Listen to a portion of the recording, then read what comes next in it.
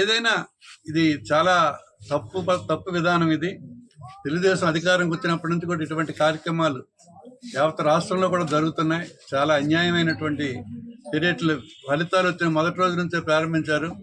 YSR party నాయకుల పైన కార్యకర్తల పైన దాడులు అన్నవి చాలా హేయనీయమైనటువంటి చర్య. దీన్ని మేము తీవ్రంగా ఖండిస్తున్నాం. వైఎస్ఆర్ పార్టీ జిల్లా పార్టీ అధ్యక్షుడిగా నేను చెప్తున్నాను. పార్టీ తరఫున దీని మీద మేము గట్టిగా పోరాడతాం.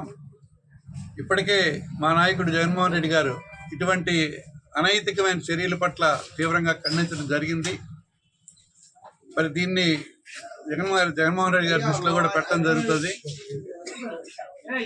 ఈ తప్పు చేసే ప్రతి ఒక్కరిని కూడా చర్యలు కఠినంగా పోలీసు వ్యవస్థ కూడా న్యాయాన్ని సపోర్ట్ చేయాలి.